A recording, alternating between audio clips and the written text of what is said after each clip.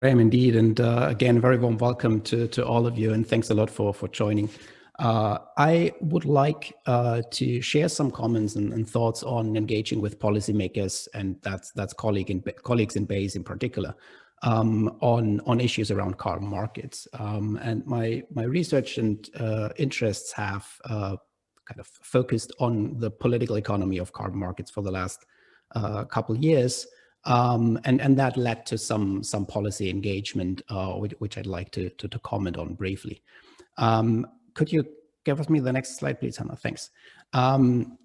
So kind of what is exciting about carbon markets? I think there's a very interesting policy area to do research on, and also kind of facilitate evidence-based. So there's big room for evidence-based policy making. And the reason for that is that many of you may already know that right now around the world, we have about 40 countries that have implemented some form of carbon pricing already. There are about 25 subnational units that use either carbon markets or carbon taxes to facilitate a net zero transition. And there are about 80 countries and more which promise in their nationally determined contributions to the UN under the Paris Agreement that they'll be using carbon pricing policies as one way to fast track decarbonization. However, and you can see that from the snippet that's taken from a carbon brief analysis on the slide here, carbon markets, which are governed in Article 6 of the Paris Agreement, is also one of the big roadblocks in implementing what's called the kind of Paris Agreement rule book that's to be implemented in for the COP 26 conference to be hosted in Glasgow. So there's a lot of contention, and there's kind of these policies tend to be fairly explosive still, but they have great potential to fast track decarbonization. Now, from I think a research and policymaking perspective, what's really interesting is that even though this policy has become so commonplace, we know fairly little about some very fundamental principles of those policies, right? So kind of one instance is we don't really know quite yet whether those policies actually work in terms of driving down carbon emissions. And I think we know even much less about how particular elements of those policies can really translate in particular outcomes for policymakers, right? So the effects of particular policy designs and how they shape carbon reduction ultimately is something that's still fairly unknown. So last year, a colleague and I published a paper in the Proceedings of the National Academy of the Sciences, where we try to tackle exactly one of those questions, where we try to understand whether carbon markets, especially in the EU context, have been successful to drive down carbon emissions. And I mentioned this paper here because that was more or less one of the building blocks that led to extensive policy engagement with colleagues in BEIS. Could I get the next slide, please, Hannah? And yeah, perfect.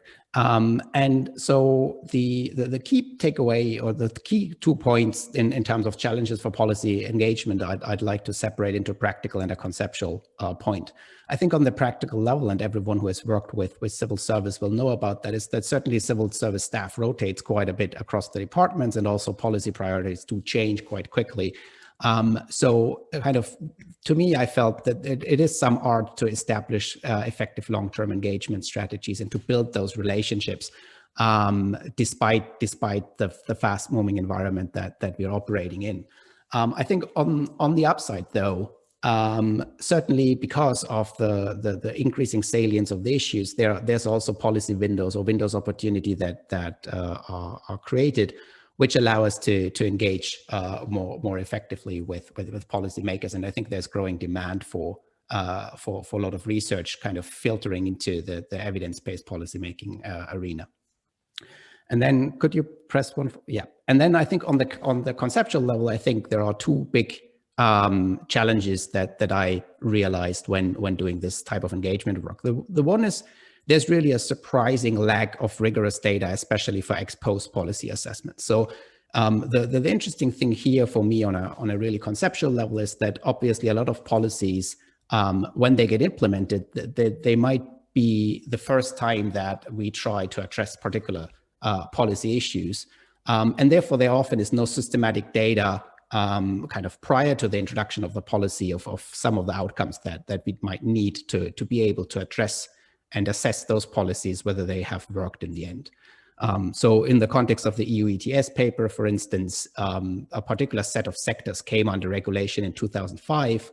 And one obstacle to really trying to assess whether the policy worked or not was sheer data availability for sectoral level emissions for those sectors that came under regulation.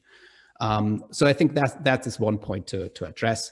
And then the second aspect I'd like to highlight is really that oftentimes the engagement between researchers and policymakers, I think, happens way too late in the process. What I mean with this is that I think traditionally the way I've perceived the model to be working is that policymakers are going to enact policies, and then at some point further down the road, there's a review of those policies being commissioned when oftentimes research comes in.